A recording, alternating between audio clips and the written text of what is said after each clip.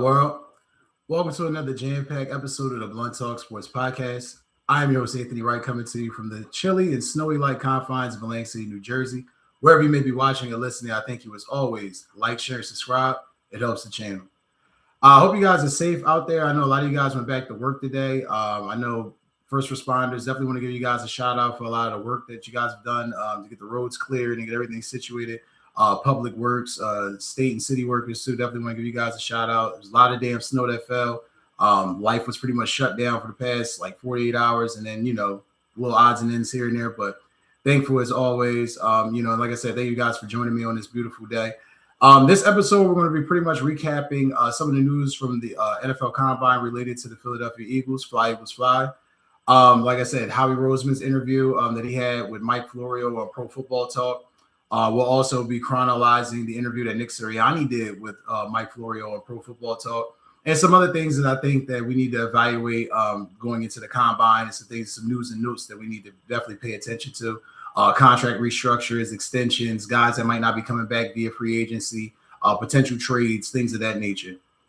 As always, definitely want to make sure we give a shout out to several friends of the show. Definitely check out in the description box for the links in this video for StubHub and Viagogo, the #1 and #2 leading ticket sellers in the world to live event shows and concerts. Also, too, guys, new friends to the show, happy to announce DAZN. If you guys have followed DAZN boxing channel, huge boxing channel, they also do other types of sports, but primarily boxing. DAZN is now a new friend of the show. They have partnered with NFL International Game Pass. So if you're pretty much abroad or across seas and are looking to pretty much get your NFL game package, you're missing out on all those games, I implore you, definitely check out the link in the description box of this video. DAZN and NFL Game Pass, I mean, you can't beat it. Boxing and football, the best of both worlds in one place. Definitely check it out. Also, for my avid gamers out there, Sony PlayStation definitely has a huge deal going on right now. New controller pieces, new skinware for your hardware. If you're definitely looking to get into that, or you're definitely looking to add that to your entertainment arsenal, I definitely implore you to check that out. And also, too, for Malware Bytes. As you guys know, we live in a technological age. Software, protecting our software is pretty much paramount now.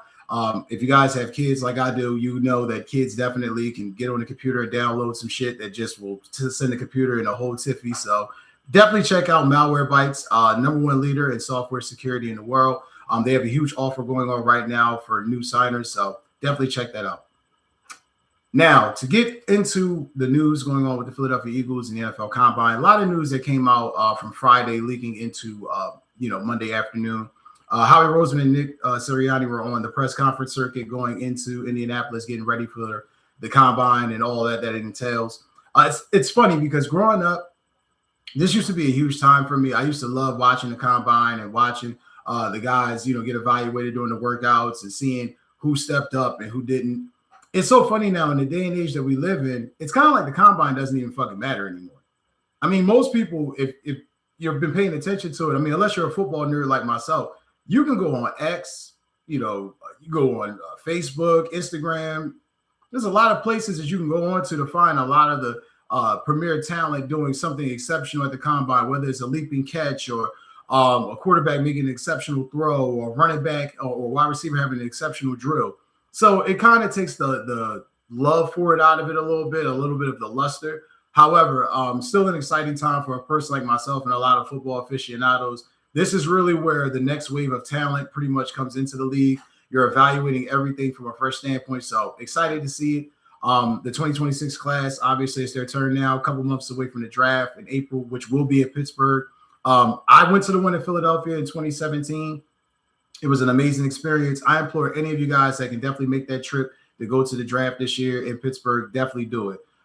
Pittsburgh's a beautiful place, let alone just to be there and be at the draft, I definitely think you guys would enjoy it.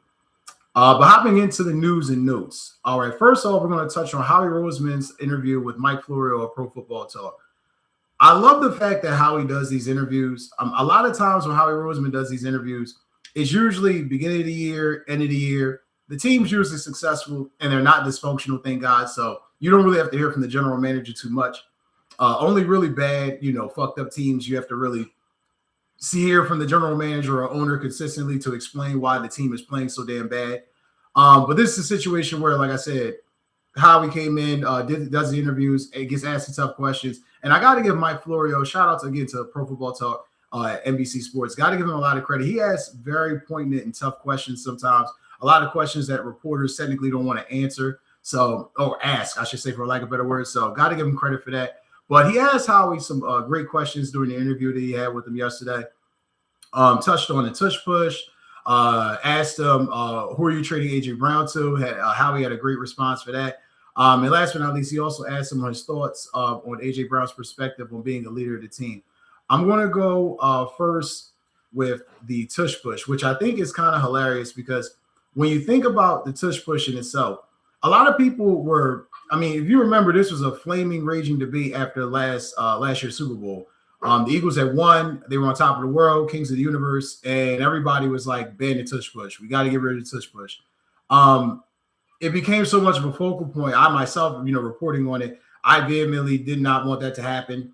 I wanted the Eagles to definitely be able to keep the tush push and to have that as something, as a weapon in their arsenal. And they were able to keep it by, the skin of their teeth last year. However, we saw because of, inconsistency along the offense, bad offensive line play, multitude of, just a litany of other fucking issues. The team just couldn't really run it effectively as they usually do. It was literally the worst year they had running the tush push since its inception. So I don't think there's any, real clue as to why it's not really an argument this year. Teams have finally figured out a way to defend it. So now it's no reason to argue. We'll just, do our best to stop it.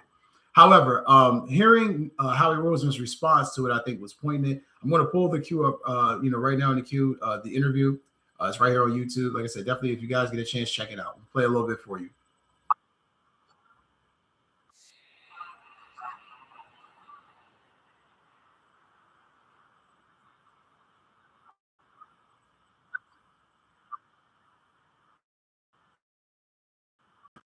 But I think there's probably a good chance it will be. You think they're not coming after your signature play this year? I can't really get into what other people think, Mike. I don't know. What do you think? I think that when you ask me what I think, that you have an idea of what you think. So why don't you tell me what you're thinking? Well, I think if you guys had won the Super Bowl again, they'd be coming after it again. I would accept that result. See, so I definitely agree with Howie on that. If without a doubt, if the Eagles had won again, I think the tush push would have definitely been banned this year. There's no way in hell I think that they'd have won again. It would have been banned. It was funny to hear him say he would have traded with John Schneider to be in that position. That's definitely worth the risk. But it's just insane to me how petty it is in the NFL. It's very much a copycat league. You notice that a lot of teams started doing it. A lot of teams started following this philosophy, and then all of a sudden, boom, no team had a problem with it anymore. So it was just hilarious to see that. I was glad that Howie Roseman definitely addressed that. It just pisses me off a lot of times that, you hear these people use the propaganda in the media or within the media talking about narratives and player safety and health and all this other bullshit. But yet really what it really was that we feel this is a very effective play that this team is able to use and cheat with, and we can't really stop it. So let's do something to really, enable them from being good or good as we think they could possibly be. Now, that being said, Eagles did not have as much success with the tush push as they had in most years. However, you still won the division. You still were a top 3 seed in the NFC. You still had a chance to repeat. So it really, to me, really did nothing. I mean, honestly, you just helped the Eagles get a little bit more creative in short yardage. And they were still the number 1 team in the red zone for red zone efficiency last year. So not really sweating that too much. But again, people will do what they need to do to try to inhibit you or stop you from being your best. But I'm also going to go to another part of the interview that I love to touch on too, where Howie Roseman spoke about potentially trading AJ Brown. I love the way that Mike Florio framed this question. I'm going to pull this up for you in a second. But, like I said, reporting like this does not, these questions don't really get asked of guys anymore. Reporters kind of timid and a little passive aggressive, worried about potentially losing access. This was amazing to see. I'm going to pull it up for you right now. AJ Brown too. Excuse me. Who are you trading AJ Brown to? Yeah. I think chairs we have who can play at an incredible that when we talked to Sean and talked to him about his system, his vision for AJ is a huge part of that. And, we got to get better. And you don't get better by just sacrificing great players. And so I think we look forward to improving and to adding on. This may be more of a So I think that pretty much sums it up in a nutshell. I mean, without AJ Brown, and we all know the NFL is the NFL. Nothing is guaranteed. This is professional football. Guys get traded every fucking day. Contracts are exchanged like toilet paper, in and out. However, we have to be honest with ourselves. As I've stated on this show before, and I'm pretty sure you've heard others say ad nauseum, it is not going to be as easy as most people think to trade AJ Brown. AJ Brown, though you've heard the rumors of him being disgruntled and the reports of things that came out during the season, I think there were a lot of things that were taken out of context last year with AJ Brown, as they typically are. Was he correct about the offense being ineffective and inefficient at times? Absolutely. Was he correct about the offense not playing up to their standard? Absolutely. But I never heard, now let's be honest. Was there a chance, obviously, that he asked for a trade? Of course there was. Of course there was. I'm not arguing that. What I am arguing, though, is that if he really wanted the trade, the push would have happened. He would have been out of Philadelphia. Philadelphia is not going to just trade him because he wants to be traded. And they're not going to fuck the team up because he wants to be out. They have to do something that's going to help benefit him and, most importantly, the Philadelphia Eagles. So I never really thought that this was real. I always thought that if the Eagles were going to do this, it had to be something blockbuster to make them make this move. They're not going to get rid of a prime talent, a guy who's a captain, a leader, a star player, a pillar in your community. You're going to get rid of a guy like that because of what? Because what? He basically he doesn't agree with the way the offensive philosophy is, and maybe the coach is a little bit of an asshole at times. So, we're a little obnoxious. So maybe, guys, this is professional football. I can guarantee you in locker rooms, there are way worse things going on than a guy being upset about how the offensive system or philosophy is being ran. So I thought that was pretty poignant. I think Howie Roseman's kind of put a nail in the coffin of that question. I'm pretty sure he'll be asked again, but I just think the fact that Howie definitely addressed it, didn't run from it, basically attacked it head on and just let it be known like, hey, listen, it's the NFL. This is professional football. It's a big boy's business. I'd be a fool to not listen to anything, but we don't trade players that, are good and are pillars of our teams. And he said that the whole time, even last season, during the Super Bowl season. So not really understanding where a lot of this comes from. But another thing that he touched on too that I thought was dope was Mike Florio and Howie Roseman both spoke at length about their perspectives on what they feel AJ Brown is actually doing in contrast to what the media believes. Because as usual, the media has this narrative that AJ Brown is a diva. All he's concerned with is getting the ball. He's not really a team guy. He's not really focused on the team goals. He's focused on stats, which if you've known anything about AJ Brown, or if you learned anything about his tenure here in Philadelphia, or even his time with the Tennessee Titans, that's fucking absurd. But people are, entitled to their opinions. So we're going to go to the part where Mike Florio and Howie Roseman have spoken. Now, like I said, I implore you to check out the whole interview. But here's a quick clip. I'm going to show you this in a second, and you'll be able to check this out. But like I said, it was a great interview. But this part here was definitely, here we go. He basically was asking him, what does he think about his perspective on what AJ Brown really means, and what he thinks AJ Brown means when he talks about how the offense played last year and his critiques at times. Times what's going on outside isn't the same we feel internally. And so I think like AJ is a fearless competitor who loves to play, who loves to win.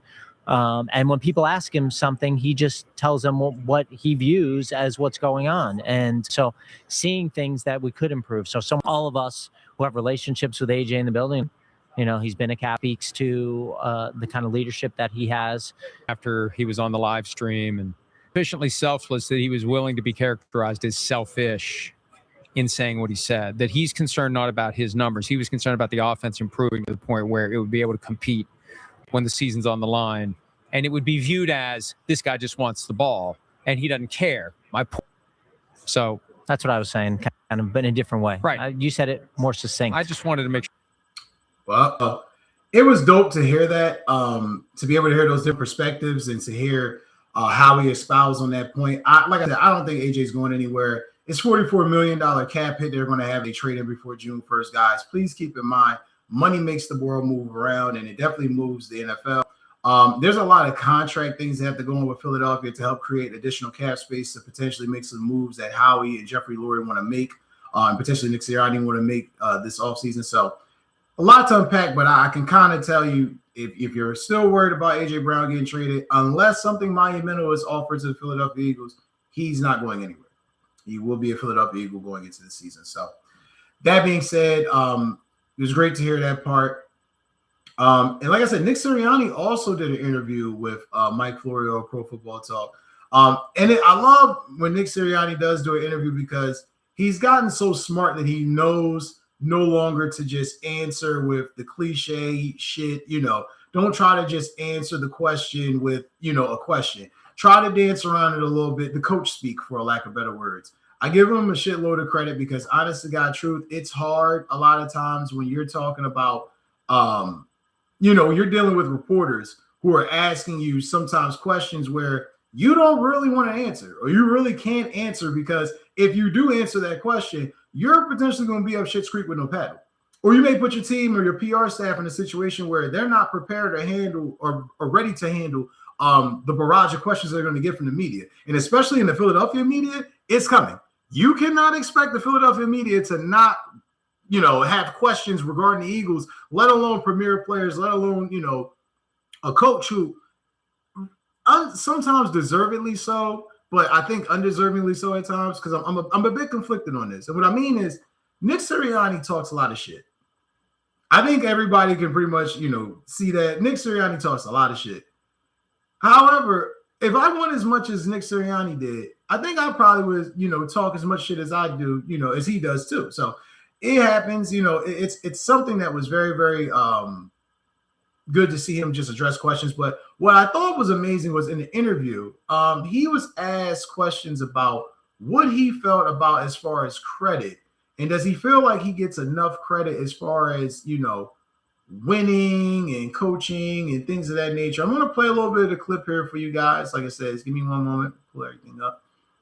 But I thought it was very interesting what his answer was, because a lot of times we don't really get to hear Nick Sirianni's answer on this. A lot of times Nick Sirianni is taking, the right approach, chin up, head up, don't feed into the nonsense, just keep moving. But I thought his answer on this should put to bed a lot of things for people that doubt or try to talk shit on Nick Sirianni. I'm going to pull it up right here. So give me 1 second.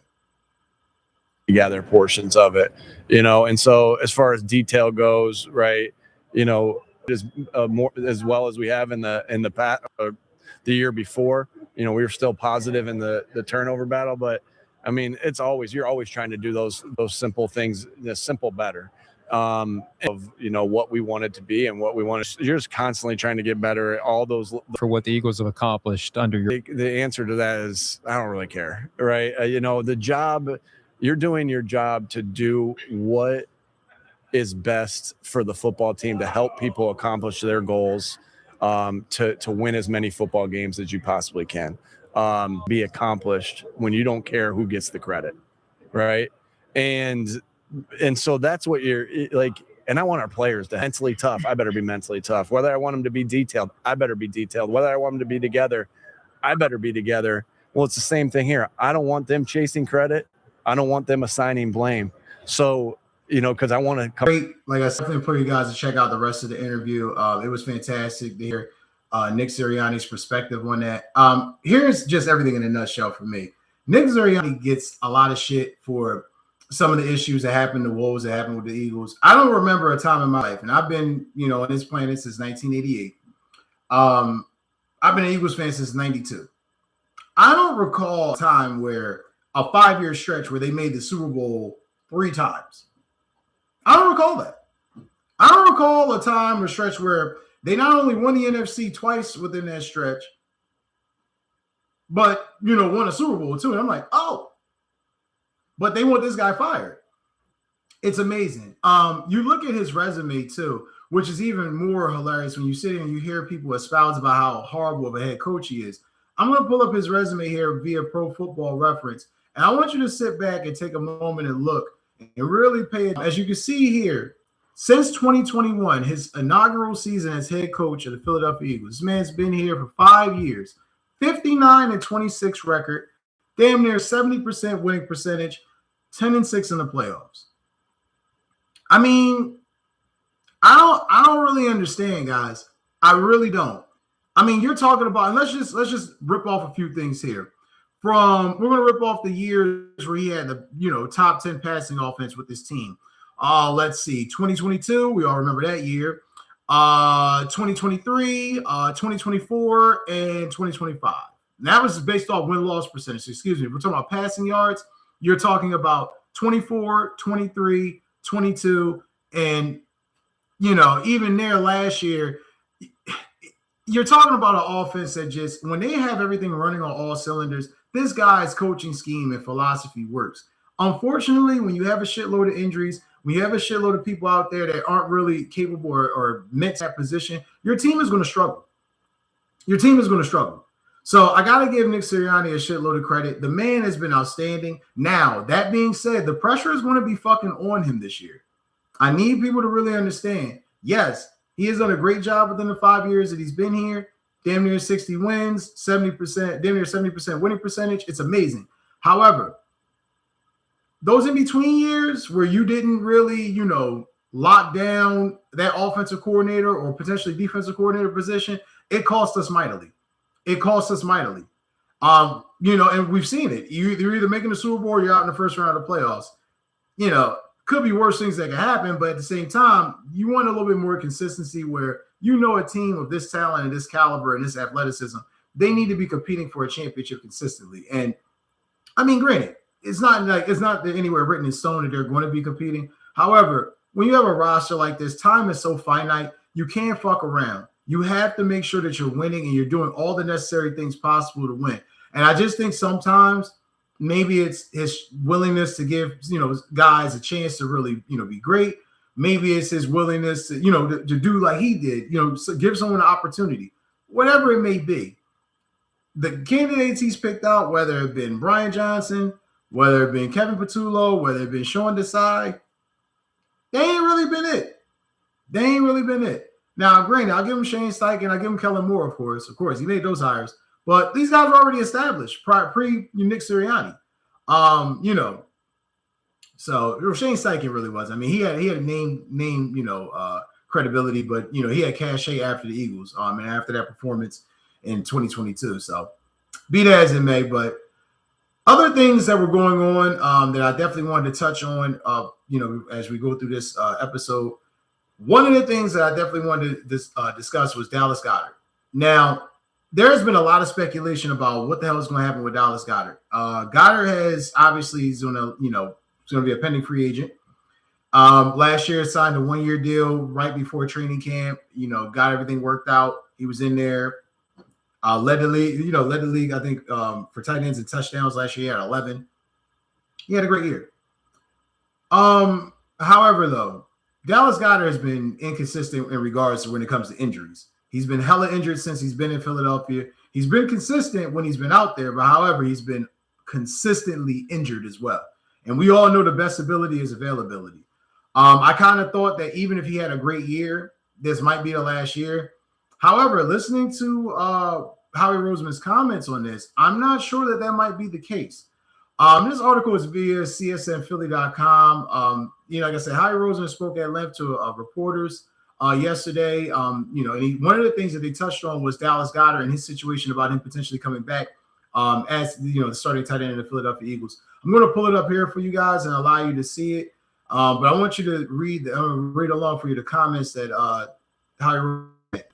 And obviously, him being 31, he just turned 31 last month. A lot of questions about how long he's still going to be able to play at the top level, be in that position. But as we go into it, the quotes here from Howie Roseman, I think should inspire some hope among a lot of Eagles fans and Dallas Goedert fans per se.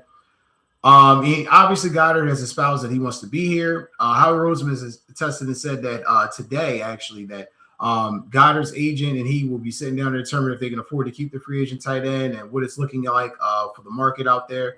But his quotes, though, I thought were very pertinent. He said, "Tremendous player and person for the Philadelphia Eagles. I'm really glad we were able to figure it out and bring him back to Philadelphia this year and for this season, and tremendously productive for us. Just a huge asset for our offense to have him on our football team." Like I said, last year, 60 passes. He caught 60 catches, 591 yards. Like I said, led all NFL tight ends with 13 touchdowns. Excuse me, I said 11. He had 2 more in the postseason. Since his rookie year, he's had 409 catches, 7th most in the NFL, and 4,676 yards and 35 touchdowns, which are 5th most. Goddard is a premier fucking tight end.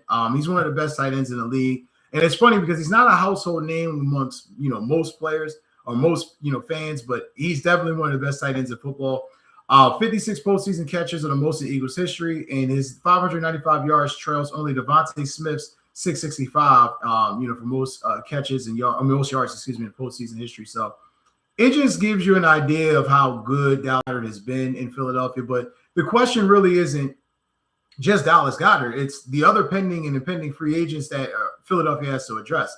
Make no mistake about it right now. It's not just Dallas Goedert. When you're looking at the pending free agents, you're talking about Reed Blankenship, also a team captain, Nakobe Dean, Jalen Phillips, maybe Fred Johnson as a backup. You might be able to bring him back. I don't think he's going to warrant a big contract like he did a year ago with the Jaguars. So in 2024-25 offseason. So we'll see. But, you're changing the tight end room. You're going to have a whole bunch of new tight ends in there. There's a lot of questions on what Philadelphia is going to be able to do as far as retaining a lot of their free agents, because they're going to have to restructure a couple different contracts to make that work. I'm definitely going to touch on that in a little bit, but I just wanted to make sure I'm addressing this and educating you guys properly on what's going on. The Eagles are going to have to definitely adjust some contracts. They have cap space, make no doubt, but they're going to have to do some major adjustments to put themselves in position to retain a lot of these players. Looking at the pending free agents right now, like I said, the guys that I think, in my opinion, are most likely to come back, and least likely to come back, I'm going to pull up the screen for you. This is on PhiladelphiaEagles.com. Pull this up right here. All right, look at the Eagles 2026 free agents. The Eagles have 19 pending free agents, which is even more crazier than I thought. But the guys that are most of note and name, now looking at the unrestricted free agents, obviously Reed Blankenship, who I think is going to get a contract extension. What type of money he gets, because the safety market is very, very fucking bloated as far as contracts. So not sure where Reed Blankenship's going to fall in there, but I definitely think he gets re-signed. Grant Calcaterra, out of there.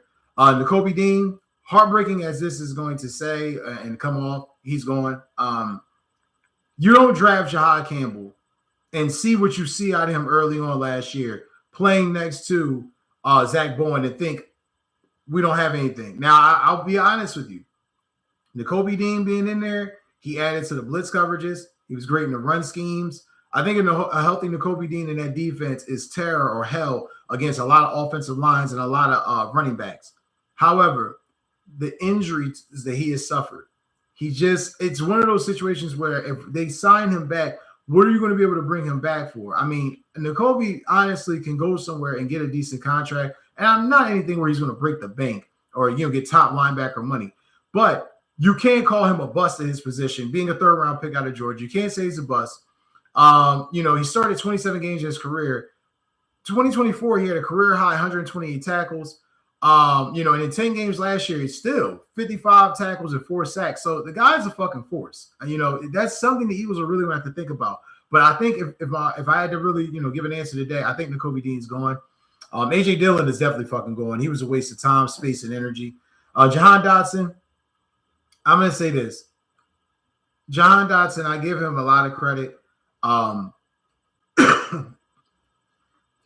Having to come in, last 2024 season, not really know the playbook, not really know the system, having to get acclimated, jump in there, really just learn the offense. It took him a lot of time, but once he started stepping in and playing in moments and in certain spots, he played well enough. Obviously having a big catch in the Super Bowl, which helped set up one of the touchdowns that eventually led to the Eagles' victory. Getting a ring with Philadelphia. But that third wide receiver spot, I feel, can definitely be upgraded.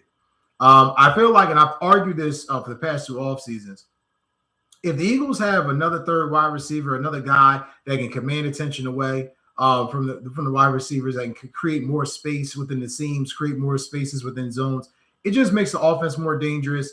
It creates less opportunities for Jalen to get hit, less opportunities for guys to key in on Saquon Barkley, and it just makes the passing game more explosive. So I just feel like Jahan Dotson, for all the work that he has done, I thank you, but he's going. You go here to Marcus Epps. This one is interesting to me. I think he's a guy you circle to definitely come back. Practice squad player before the season after being released by the Patriots on roster cutdown day. He was elevated to the active roster for 3 games before signing to the 53-man roster. He started down the stretch for Philly and finished the year with 19 tackles. I like Marcus Epps a lot. He's developed a lot as a safety from a couple years ago when he first got into the league. I think he's a guy that they're definitely going to bring back, probably on a lesser contract, lesser deal, but definitely think he's somebody to bring back. Dallas Goedert, like I said, we already spoke on that. I think if they can get now, here's where I think the Dallas Goedert thing is interesting. I think Howie Roseman wants to bring Dallas Goedert back at the right price. I don't think he wants to pay him George Kittle money. He doesn't want to pay him top tight end money. He wants to pay him good, adequate tight end money that's not going to break the bank. If he can sell Dallas that narrative of, hey, listen, man, I know you're looking for financial security, but I think we got a shot that we can win another championship. If that happens, we can definitely take care of you. If there's something not like that being discussed, and it seems where Dallas can go somewhere and really get top dollar, because again, he is a good tight end. It's not like this guy is going to go somewhere and completely fall off a map. He is that good of a player. I think he'll walk if the price isn't right. So we'll see how that goes. But I think Howie talk definitely spells that if the price is right, he'll bring Goddard back. Kyle Branson's gone. Sam Howell, didn't get to see too much out of him. Adoree Jackson. I know a lot of people are saying Adoree Jackson played decently last year. I am not one of those people. Good fucking riddance, Adoree Jackson. Created a huge hole on the right side, you playing there. I know that he played better, quote unquote, air quotes, down the stretch. That being said, good riddance. Fred Johnson, as I've touched on, I think he'll definitely come back, probably, with a lesser contract, not as something like the Jaguars offered him the year prior. Brandon Mann. Now, I think Brandon Mann definitely comes back. However, if they're able to find somebody younger with a better leg, maybe you take that chance. But coming off a career high season where in gross punt average, he averaged 49.5, almost 50 yards a punt. I think that's somebody you definitely have as a candidate to bring back. Ojulari and Okronkwo, they really didn't give you much shit last year. But my man, Jaelan Phillips. Now, this is where things are going to get interesting. There are early projections already that Jaelan Phillips is going to get a contract for 4 years, $98 million, or 5 years, $88 million, somewhere in that context. I personally feel that Jaelan Phillips deserves this money. However, with the injury history that he's had and the inconsistency that he's had being healthy in that spot, I don't know if that's something realistic for a lot of teams to pay for. Now, teams need pass rushers. So let me not bullshit you or myself. Teams have paid lesser players more money just because they've needed pass or edge rushers. Jaelan Phillips is that guy. I mean, again, looking at the 8 games that he was with Philadelphia after the trade deadline, 2 sacks, 34 quarterback pressures, and a forced fumble and a fumble recovery. I mean, this guy literally, he was a major difference along that defensive line for Philadelphia down the stretch of that season. He helped add to the pass rush, batted passes, helping against the run, setting the edge. He did great. I will state, though, I feel Philadelphia definitely needs somebody else along the edge. I mean, right now they're going into the offseason, or going into the draft and the offseason with pretty much 3 signed defensive edge rushers. They need edge rushers. So I definitely feel like Jaelan Phillips is coming back. For what price, though, I don't know. But I definitely feel like he's worthy of another contract. He definitely fixed Vic Fangio's system perfectly. Then you got Matt Pryor, of course, backup lineman. I think he'll definitely be back. Maybe on, you guys know what I mean when I say he'll be back. He'll possibly be back on one of those deals where, they get him to come back at a lesser contract, practice squad deal, or futures deal, something like that. Brett Toth. Toth played a lot of games this past year for the Eagles. He had multiple stints with the Eagles after signing with the team as an undrafted free agent in 2019. He played 17 games and made 4 starts in 2025, so that should tell you how crucial his play was at times. Didn't really like his game too much, but there was times where he had some games late in the year where he really turned it on. Now, Joshua Uche, I don't think he's coming back. Like I said, he had 1 sack and 15 QB pressures in 12 games. Not impressive in the least bit. And Ben Van Sumeren. This is a bit of a sad story. Ben Van Sumeren was a guy who, was a linebacker, transitioned to playing fullback, started playing the position well. He played some of the position in 2024, suffered a season-ending injury, had to step out, came back last year, and unfortunately suffered, a season-ending injury. Had a season-ending injury, week 1 last year against the Cowboys. So not sure if they can bring him back. If he's completely healthy, I think he's definitely something that you have to bring back. Although, with the injuries he's had, I'm not really sure if that's something that's feasible right now for the Philadelphia Eagles. Because again, so many holes, so many different things to address. How do you address all of this at once? Not sure, but definitely some questions the Eagles are going to have to answer going into the offseason. One of the other things, too, that I think should be of note when we talk about the pending free agents and contract situations and things of note, it is also, too, a thing where the Eagles could free up a shitload of cap space just by restructuring contracts this year. I'm not sure if you guys have pretty much known or been following overthecap.com, spotrack.com. They do excellent work on this. They have pretty much broke down eligible players that are eligible for contract extensions and how this could pretty much help Philadelphia with cap space. A few of the things to note, obviously, I'm going to name some of the players and, mention some guys that are eligible for extension. Number one being Jalen Carter, obviously. His deal is looking anywhere, worth 120 to 140 million. He's going to get paid. Jordan Davis, obviously eligible for a contract extension after the Eagles picked up the 5th-year extension, and he played very well last year. He's definitely eligible. Nakobe Dean, maybe. He's definitely eligible for it. He's a candidate for it, but I'm not sure. Nolan Smith, eligible for the extension currently right now. I think he will be a 5th-year option candidate, not because the Eagles don't like what they see out of Nolan Smith, but because of the injuries and the fact that the cap situation this year, you might have to kind of wait to bite that bullet. So Nolan Smith, I doubt he doesn't come off as a greedy guy or a guy who's going to really hem or haw about that. So, and if the 5th-year extension, the 5th-year option, is granted, then he'll be extended and he'll be fine. So it's really nothing to really sweat too much there. And obviously Blankenship and Goddard are obviously eligible for extensions. So it's going to be interesting to see which guys get the extensions, because there's one other thing that I think is of news and note that definitely needs to be talked about and discussed. The Eagles have a chance to really clear up, again, a shitload of cap space if they're able to give certain guys land extensions.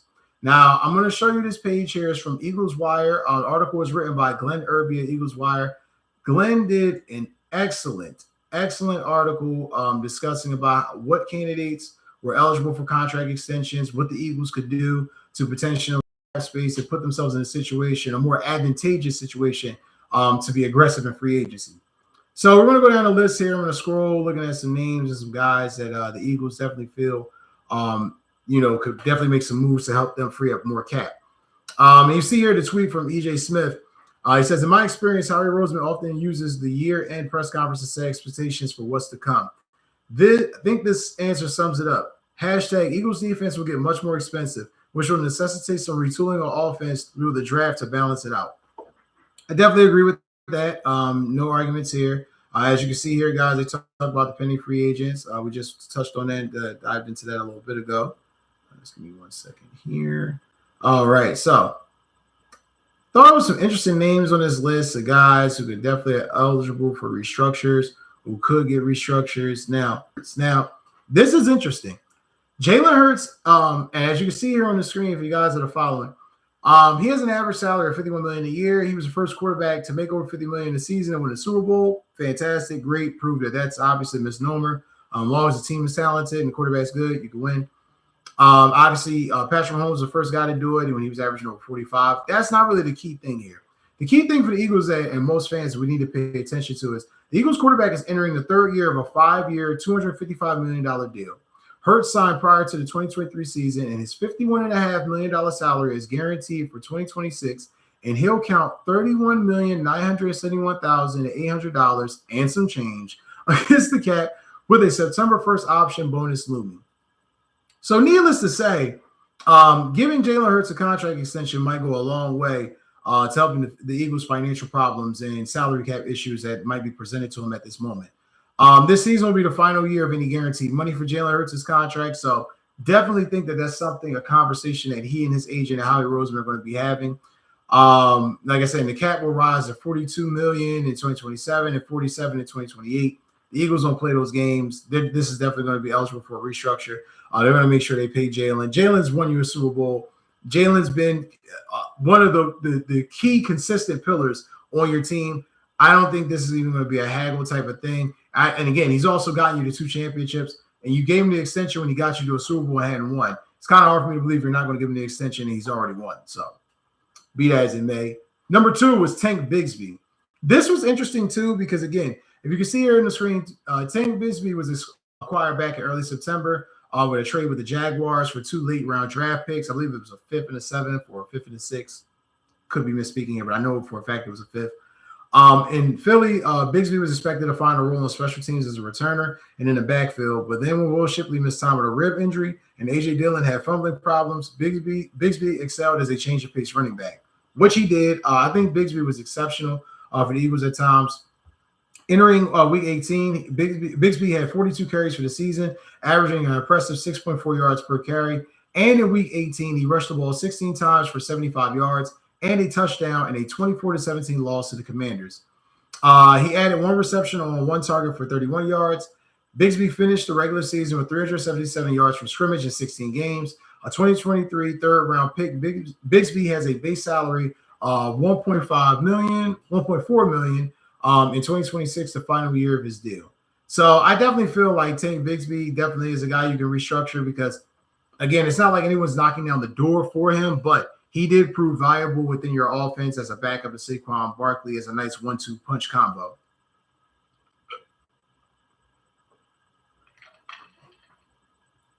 And as I said, looking at it, you also have Jordan Mailata. Now, Mailata, like I said, although it's probably one of his most inconsistent seasons, but still had a great year. It was ranked 8th best in the NFL by Pro Football Focus, while his 81.2 pass blocking grade was 8th as well. Mailata allowed 2 sacks and 972 pass block snaps.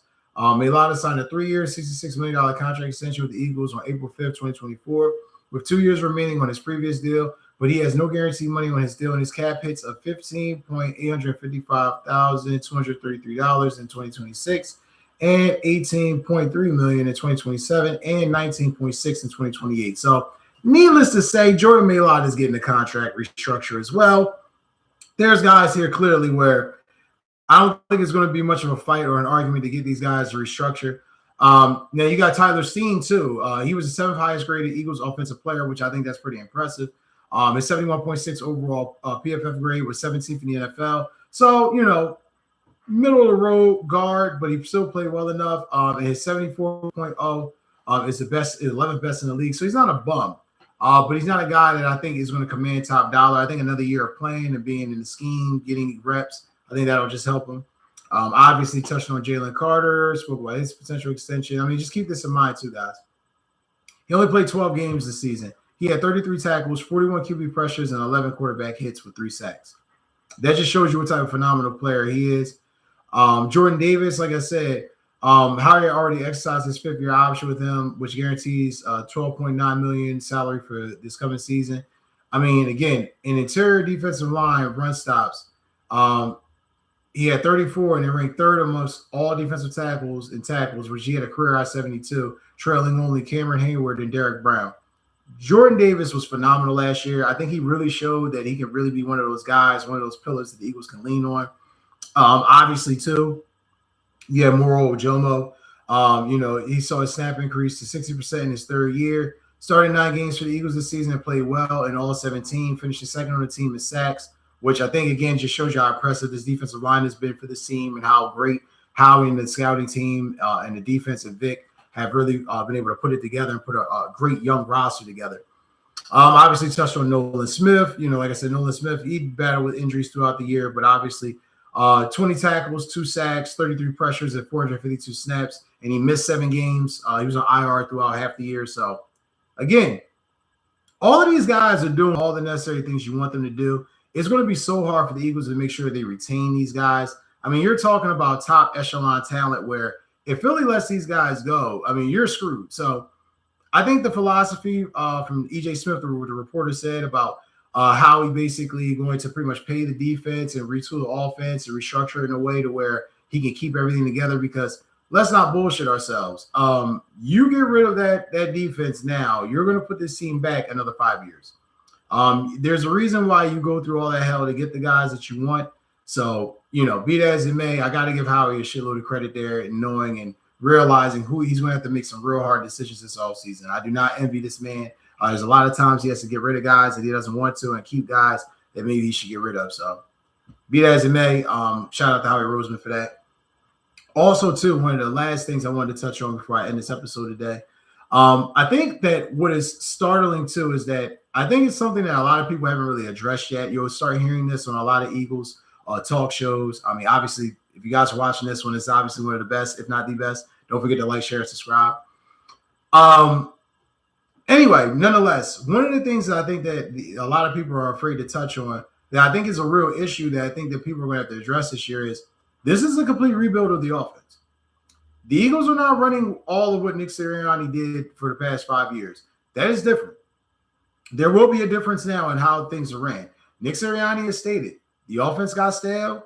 Things did not look right. Things did not play out the way he wanted them to. They're still going to obviously keep some fundamental things that they ran well, but he's going to allow Sean Mannion autonomy to run his offense. I think this is genius. I mean, granted, I would have wanted someone with a lot more experience, someone who's definitely great at, who has done this before and has consistency and has that poise to get it done. However, new blood is always needed too. So I got to give Sean Mannion, that leeway, just like I did Kevin Patullo, just like I did Brian Johnson. And if he flames out like them, then obviously Nick Sirianni will possibly be looking for a new job as well. But I think that the offense going through an entire rebuild where it's going to be refreshing, but also is going to have some headaches and some hiccups along the way.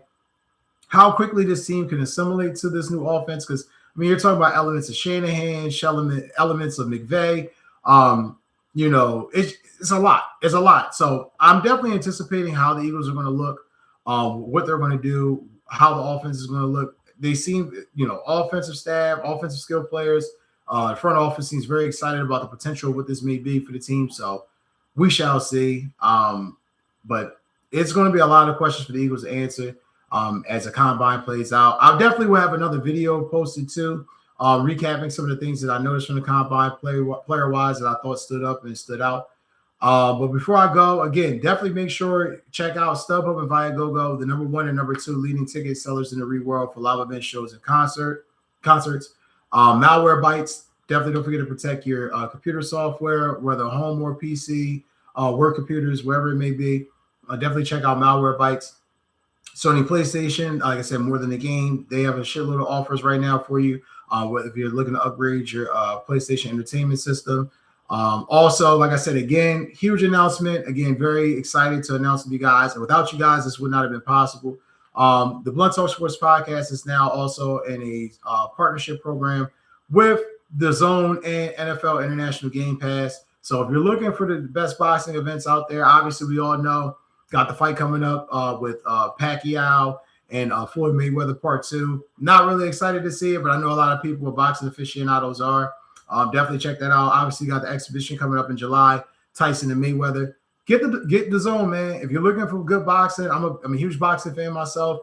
If you're looking for good boxing matches, the zone is where it's at. Most people usually check it out on Pluto TV, but like I said, if you have a link, if you don't have Pluto TV and you're looking to get it, check the link within the description box of this video.